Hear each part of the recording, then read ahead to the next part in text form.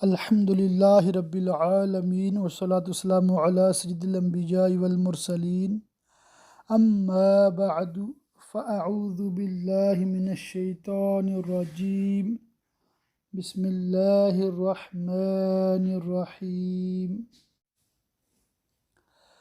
آج انشاءاللہ تعالی ہم سیرت مصطفیٰ صلی اللہ تعالی علیہ وآلہ وصحبہ وبارک وسلم پڑھنے سننے کی سعادت حاصل کریں گے کتاب کے صفحہ نمبر 158 کی آخری سطر سے ہجرت کا جو واقعہ ہے وہ انشاءاللہ تعالی بیان کرنے کی اور اس کے بعد مزید باتیں عرض کرنے کی سعادت حاصل کروں گا۔ بھرپور توجہ کے ساتھ مکہ مدینہ کی یادوں میں گم ہو کر، شاہ مدینہ کے جلووں میں گم ہو کر اور تصور ہی تصور میں ہجرت رسول صلی اللہ تعالی علیہ وآلہ وسلم کا بہت ہی پیارا بیان سنتے جائیں، تصور ہی تصور میں دیکھتے جائیں اور اس کی خوب برکتیں حاصل کرتے جائیں۔ جب بھی نبی کریم صلی اللہ تعالی علیہ وآلہ وسلم کا ذکر خیر آئے، جھوم جھوم کر حصول ثواب کے لیے، اللہ کی رضا کے لیے درود پاک ضرور پڑھا کریں۔ اللہ تعالی ہم سب کو کثرت کے ساتھ درود پاک پڑھنے والوں میں شمار فرمائے۔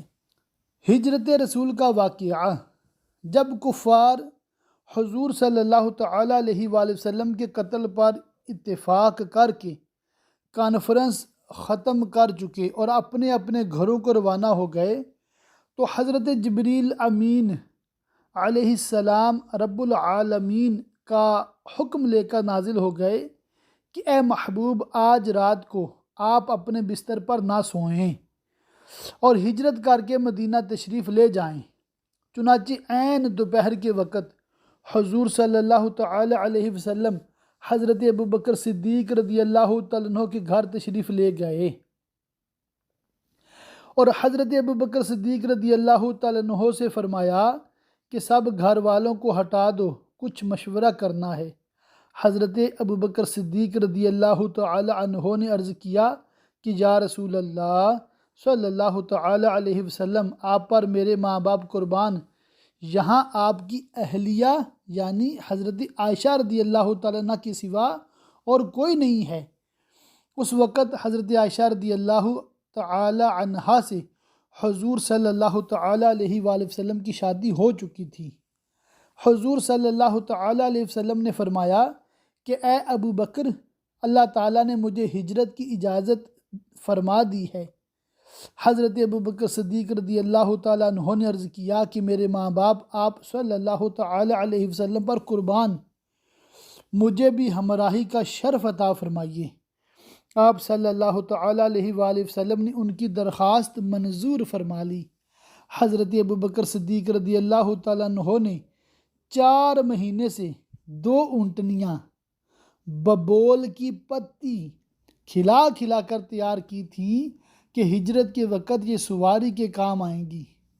عرض کیا کہ یا رسول اللہ صلی اللہ تعالی علیہ وسلم، ان میں سے ایک اونٹنی آپ قبول فرما لیں۔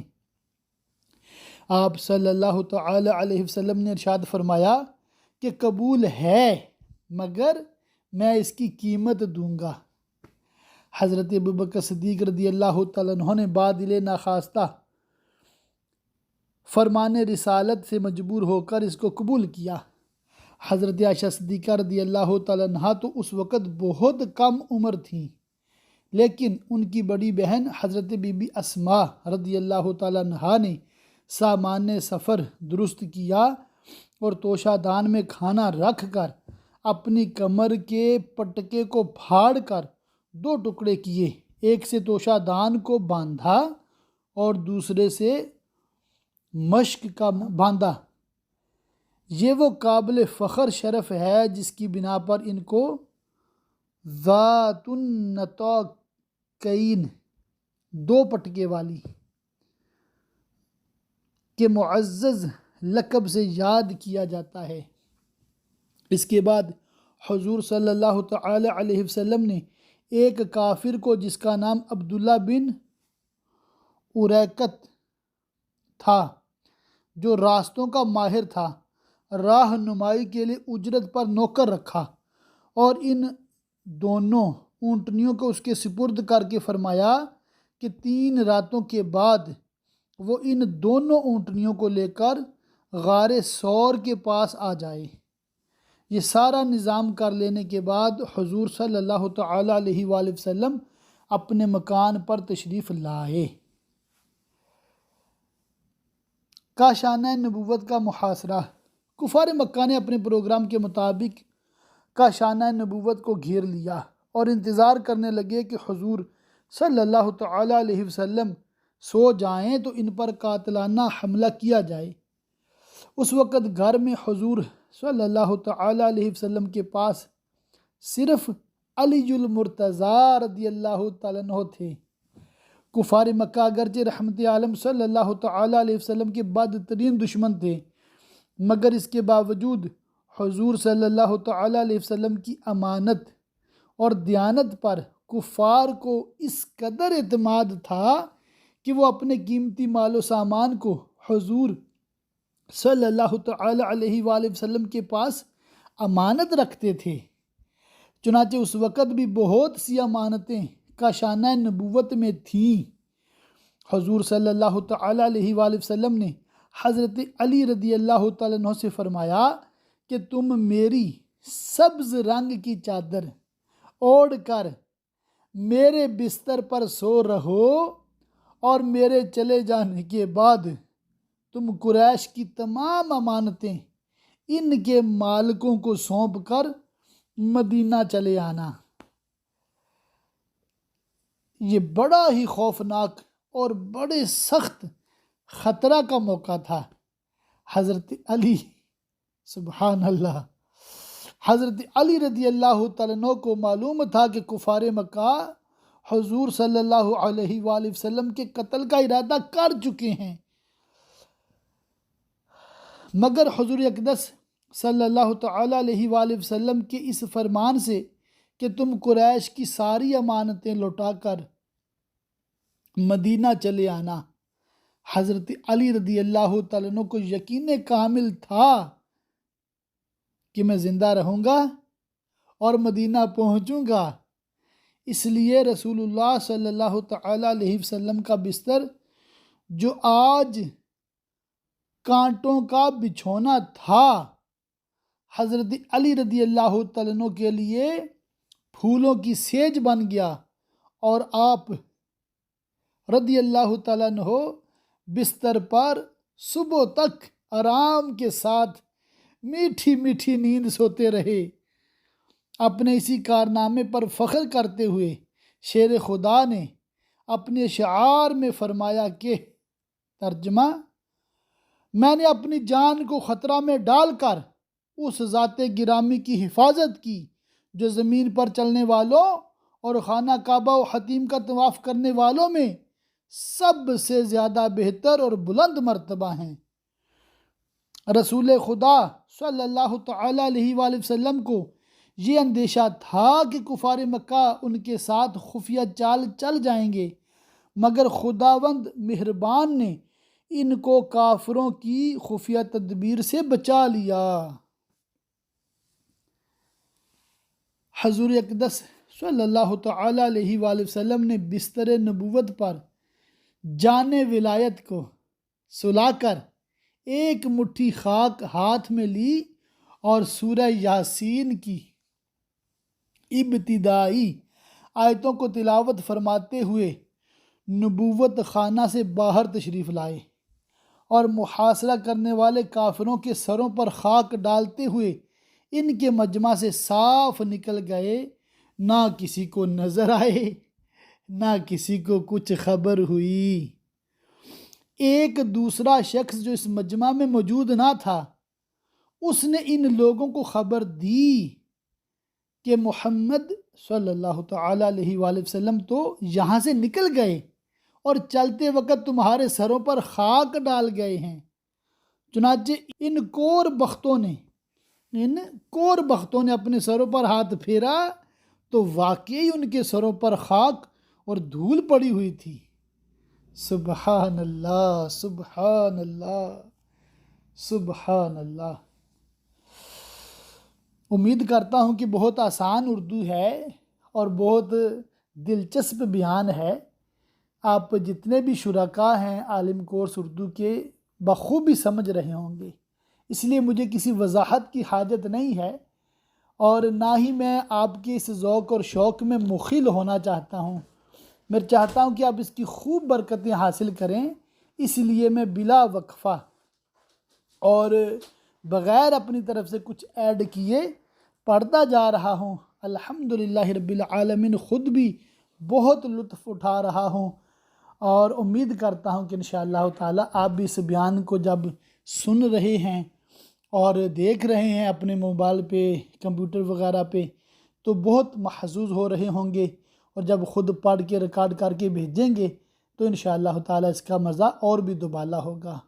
رحمت عالم صلی اللہ تعالی علیہ وآلہ وسلم اپنے دولت خانہ سے نکل کر مقام حضورہ کے پاس کھڑے ہو گئے اور بڑی حسرت کے ساتھ کعبہ کو دیکھا اور فرمایا کہ اے شہر مکہ، تو مجھ کو تمام دنیا سے زیادہ پیارا ہے۔ اگر میری قوم مجھ کو تجھ سے نہ نکالتی تو میں تیرے سوا کسی اور جگہ سکونت پذیر نہ ہوتا۔ حضرت ابوبکر صدیق رضی اللہ تعالیٰ عنہ سے پہلے ہی قرارداد ہو چکی تھی، وہ بھی اسی جگہ آ گئے، اور اس خیال سے کہ کفار مکہ ہمارے قدموں کے نشان سے ہمارا راستہ پہچان کر ہمارا پیچھا نہ کریں۔ پھر یہ بھی دیکھا کہ حضور صلی اللہ تعالیٰ علیہ وآلہ وسلم کے پائے نازک زخمی ہو گئے ہیں۔ حضرت ابوبکر صدیق رضی اللہ تعالیٰ عنہ نے آپ صلی اللہ تعالیٰ علیہ وسلم کو اپنے کندھوں پر سوار کر لیا، سبحان اللہ، اور اس طرح خاردار جھاڑیوں اور نوکدار پتھروں والی پہاڑیوں کو روندتے ہوئے اسی رات غار ثور پہنچے۔ ہاں ہاں، جو ہم بھی وہاں ہوتے خاک گلشن، لپٹ کے قدموں سے لیتے اترن، مگر کریں کیا نصیب میں تو یہ نامرادی کے دن لکھے تھے۔ کیا سعادتیں ہیں جناب صدیق اکبر رضی اللہ تعالیٰ عنہ کی، سبحان اللہ۔ حضرت ابوبکر صدیق رضی اللہ تعالیٰ عنہ پہلے خود غار میں داخل ہوئے اور اچھی طرح غار کی صفائی کی اور اپنے بدن کے کپڑے پھاڑ پھاڑ کر غار کے تمام سوراخوں کو بند کیا۔ پھر حضور اکرم صلی اللہ تعالی علیہ وآلہ وسلم غار کے اندر تشریف لے گئے اور حضرت ابوبکر صدیق رضی اللہ تعالیٰ عنہ کی گود میں اپنا سر مبارک رکھ کر سو گئے۔ حضرت ابوبکر صدیق رضی اللہ تعالیٰ عنہ نے ایک سوراخ کو اپنی ایڑی سے بند کر رکھا تھا۔ سوراخ کے اندر سے ایک سانپ نے بار بار یار غار کے پاؤں میں کاٹا، مگر حضرت صدیق جان نثار رضی اللہ تعالیٰ عنہ نے اس خیال سے پاؤں نہیں ہٹایا کہ رحمت عالم صلی اللہ تعالیٰ علیہ وسلم کے خواب راحت میں خلل نہ پڑ جائے، مگر درد کی شدت سے یار غار کے آنسوؤں کی دھار کے چند قطرات سرور کائنات کے رخسار پر نثار ہو گئے، جس سے رحمت عالم صلی اللہ تعالیٰ علیہ وآلہ وسلم بیدار ہو گئے اور اپنے یار غار کو روتا دیکھ کر بے قرار ہو گئے۔ پوچھا، ابو بکر کیا ہوا؟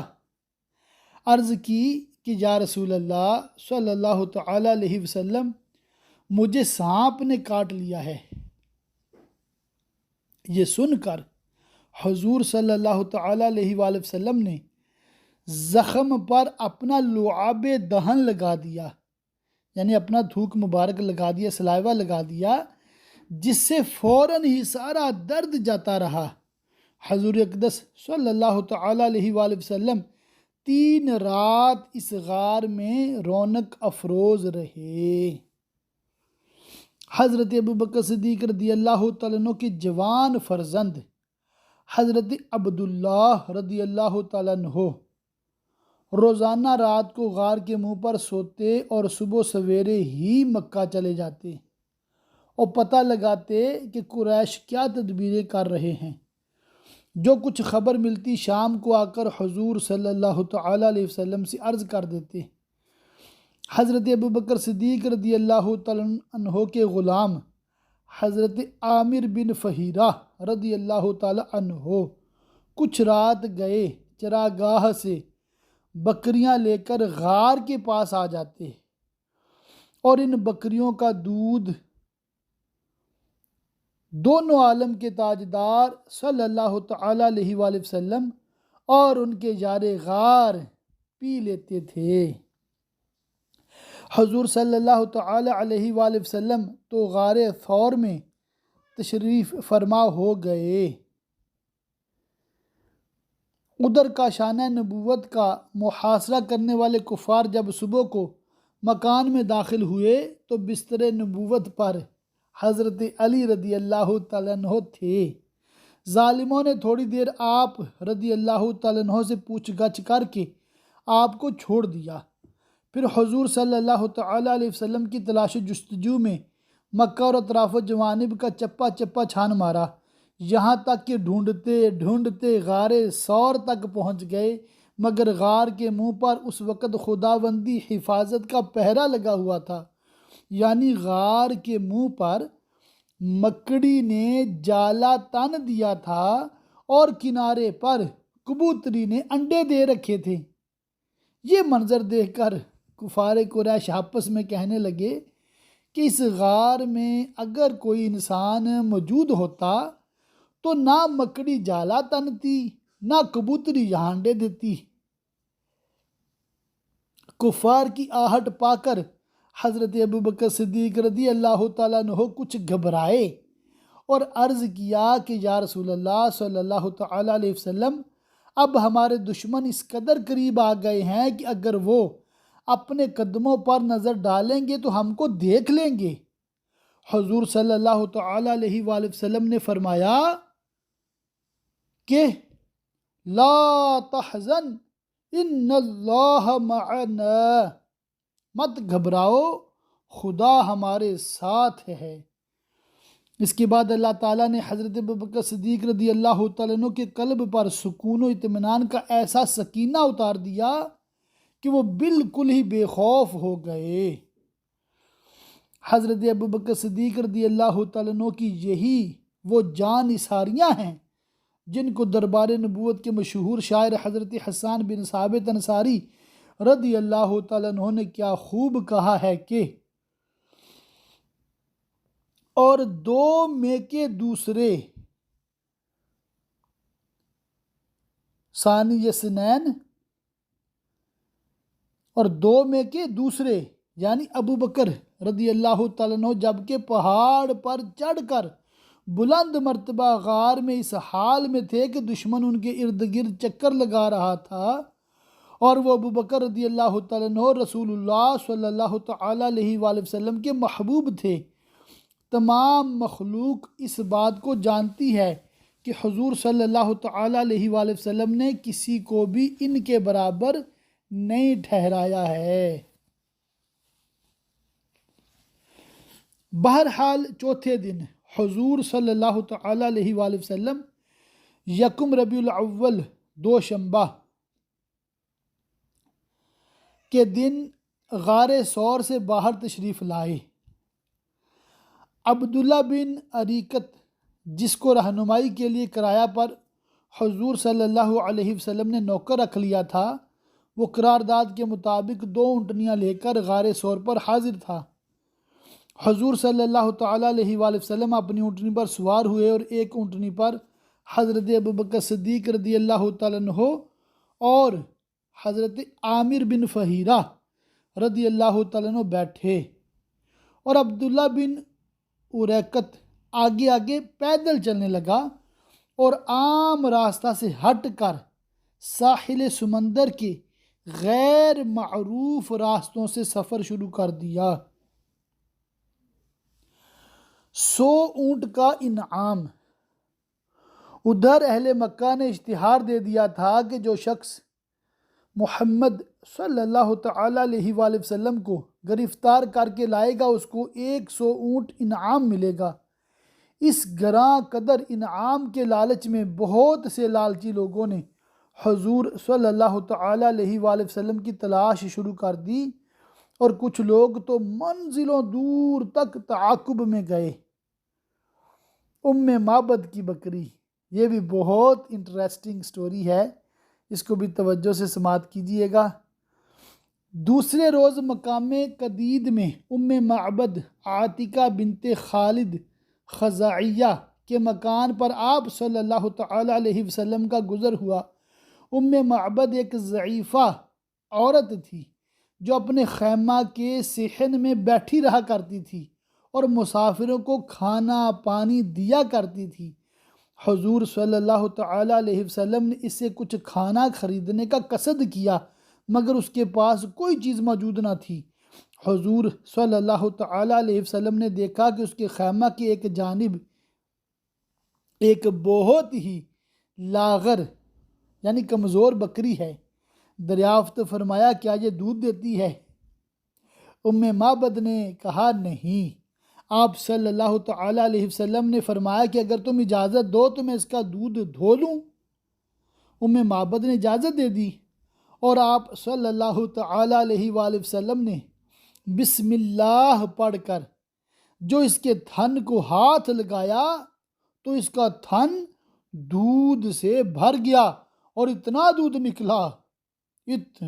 دودھ نکلا کہ سب لوگ سیراب ہو گئے، اور معبد کے تمام برتن دودھ سے بھر گئے۔ یہ معجزہ دیکھ کر معبد اور ان کے خاوند دونوں مشرف با اسلام ہو گئے صلی اللہ علیہ وآلہ وسلم۔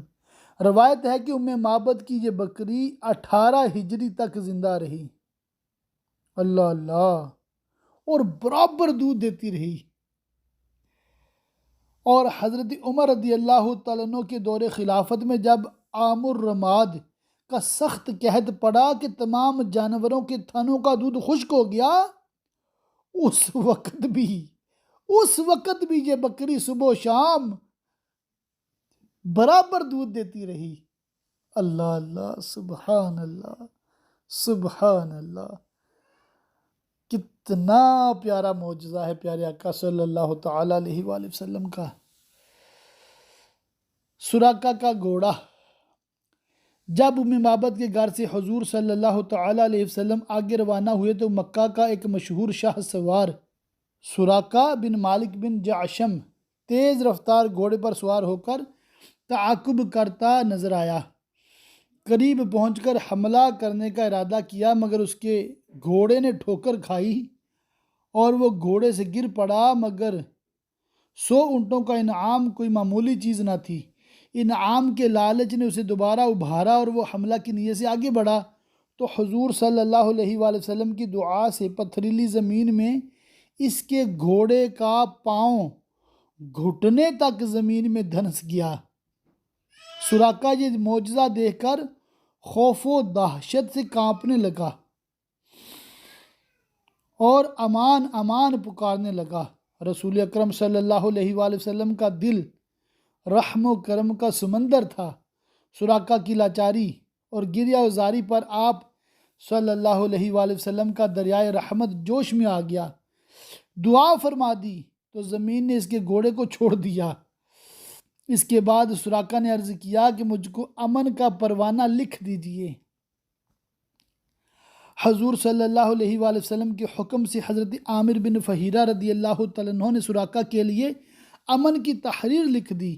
سراقہ نے اس تحریر کو اپنے ترکش میں رکھ لیا اور واپس لوٹ گیا۔ راستہ میں جو شخص بھی حضور صلی اللہ علیہ وآلہ وسلم کے بارے میں دریافت کرتا تو سراقہ اس کو یہ کہہ کر لوٹا دیتے کہ میں نے بڑی دور تک بہت زیادہ تلاش کیا، مگر حضرت صلی اللہ علیہ وآلہ وسلم اس طرف نہیں ہیں۔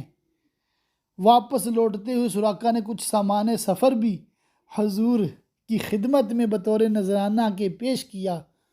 مگر حضرت صلی اللہ علیہ وسلم نے قبول نہیں فرمایا۔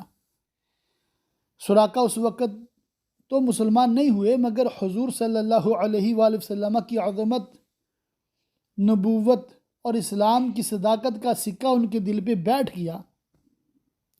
جب حضور صلی اللہ علیہ وآلہ وسلم نے فتح مکہ اور جنگ طائف و حنین سے فارغ ہو کر جعرانہ میں پڑاؤ کیا تو سراقہ اسی پروانہ امن کو لے کر بارگاہ نبوت میں حاضر ہو گئے اور اپنے قبیلہ کی بہت بڑی جماعت کے ساتھ اسلام قبول کر لیا۔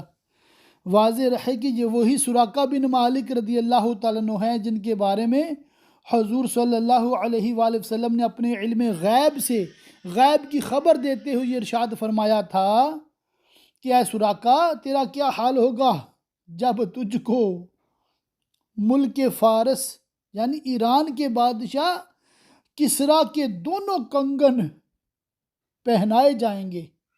اس ارشاد کے برسوں بعد جب حضرت عمر فاروق رضی اللہ تعالیٰ عنہ کے دور خلافت میں ایران فتح ہوا اور کسریٰ کے کنگن دربار خلافت میں لائے گئے تو امیر المومنین حضرت عمر رضی اللہ تعالیٰ عنہ نے تاجدار دو عالم صلی اللہ تعالیٰ علیہ وآلہ وسلم کے فرمان کی تصدیق و تحقیق کے لیے وہ کنگن حضرت سراقہ بن مالک رضی اللہ تعالیٰ عنہ کو پہنا دیے اور فرمایا کہ اے سراقہ رضی اللہ تعالیٰ عنہ یہ کہو کہ اللہ تعالیٰ ہی کے لیے حمد ہے جس نے ان کنگنوں کو بادشاہ فارس کسریٰ سے چھین کر سراقہ بدوی کو پہنا دیا۔